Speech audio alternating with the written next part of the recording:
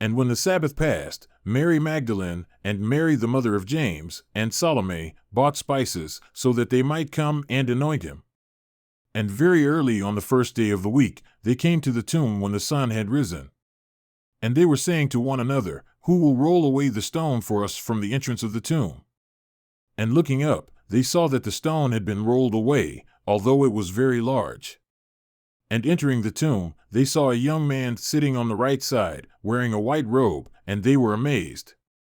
And he said to them, "Do not be amazed, you are looking for Jesus the Nazarene, who has been crucified. He is risen, he is not here, behold, the place where they laid him.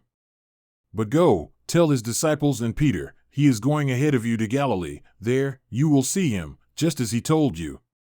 And they went out and fled from the tomb, for trembling and astonishment were gripping them, and they said nothing to anyone, for they were afraid. Now after he had risen early on the first day of the week, he first appeared to Mary Magdalene, from whom he had cast out 7 demons. She went and reported to those who had been with him, while they were mourning and crying. And when they heard that he was alive and had been seen by her, they refused to believe it. After that, he appeared in a different form to 2 of them while they were walking along on their way to the countryside. And they went away and reported it to the others, but they did not believe them either. Afterward he appeared to the 11 themselves as they were reclining at the table, and he reproached them for their unbelief and hardness of heart, because they had not believed those who had seen him after he had risen. And he said to them, "Go into all the world and preach the gospel to all creation. He who has believed and has been baptized shall be saved, but he who has disbelieved shall be condemned.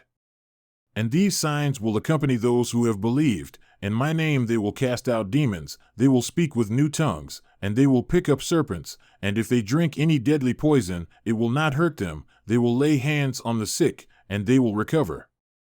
So then, the Lord Jesus, after he had spoken to them, was taken up into heaven and sat down at the right hand of God.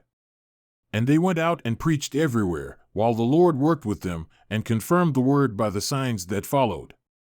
And they promptly reported all these instructions to Peter and his companions. And after that, Jesus himself sent out through them from east to west the sacred and imperishable preaching of eternal salvation.